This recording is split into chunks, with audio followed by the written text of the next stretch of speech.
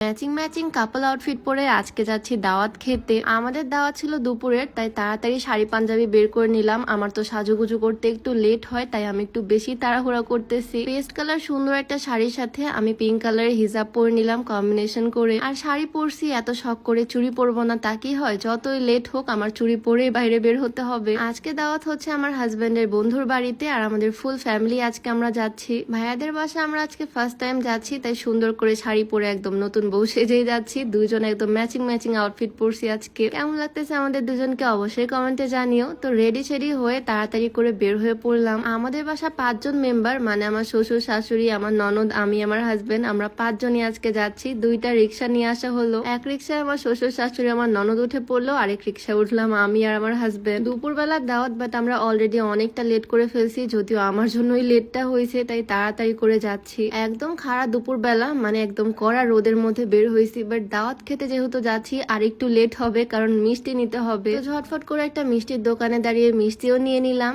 সব কাজ শেষ, এখন সোজা যাবো ওর বন্ধুর বাড়িতে। ইদানিং দাওয়াতটা একটু বেশি পাচ্ছি এখানে ওখানে, আর রেডি হয়ে সাজুগুজু করে গিয়ে দাওয়াত খেতে কিন্তু আমার বেশ ভালোই লাগে। তার উপর আজকে আসছে আমরা ফুল ফ্যামিলি, আর আমার বরের সাথে ম্যাচিং ম্যাচিং ড্রেস পরতে আমার এমনিও অনেক ভালো লাগে। আজকে আমরা একদম ম্যাচিং ম্যাচিং শাড়ি পাঞ্জাবি পরে সেজে গুজে দাওয়াত খেতে আসছি। আজকে আমাদের পরা এই সুন্দর শাড়ি পাঞ্জাবি সেটটা চিরকুট ফ্যাশন থেকে নেওয়া। তাদের পেজের কাপল সেটের আগেও আমি পরছি, কোয়ালিটি বেস্ট হয় একদম। শাড়িটার কোয়ালিটিও যেমন সুন্দর, কুচিগুলো অনেক সুন্দর ভাবে পরে, পাঞ্জাবিও অনেক সুন্দর হয়। চিরকুট ফ্যাশন ফেসবুক পেজটা আমি ডেসক্রিপশনে মেনশন করে দিব, তোমরা চাইলে তাদের পেজটা ভিজিট করে আসতে পারো। যাই হোক, এমনিও অনেক লেট হয়ে গেছে আমাদের, তাড়াতাড়ি করে বাসায় ঢুকতেছি সবাই। ভাইয়াদের বাসায় ফার্স্ট টাইম আমি আসলাম, এর আগে কখনো আসিনি। আর এসে শুনি তারাও আমাদের জন্য না খেয়ে বসে আছে। এসে বসতেই তাড়াতাড়ি খাবার দাবার নিয়ে চলে আসলো। এত এত আয়োজন করছে তারা, সবকিছু আন্টি রান্না করছে, আর এত এত মজার মজার খাবার দাবার, কোনটা রেখে কোনটা খাবো কিছুই বুঝতেছি না। অনেক লেট করে যেহেতু আসছি, আসার সাথে সাথে খেতে বসে গেছি, আর ভাইয়া নিজে আমাদেরকে সার্ভ করে করে খাওয়াচ্ছে। এইরকম আপ্যায়ন পেলে আর কি লাগে বলো। আর দাওয়াতে আসলে কিন্তু শুধু খাওয়া দাওয়াই হয় না, খাওয়া দাওয়ার সাথে গল্প, মজা, আড্ডা সবকিছুই হয়। খুব মজা করে আজকে দুপুরে খাবার খেলাম, আর খাবারের পর ছিল দই মিষ্টি। বাঙালি বলে কথা, ডেজার্ট তো এইটাই থাকবে, তাই না?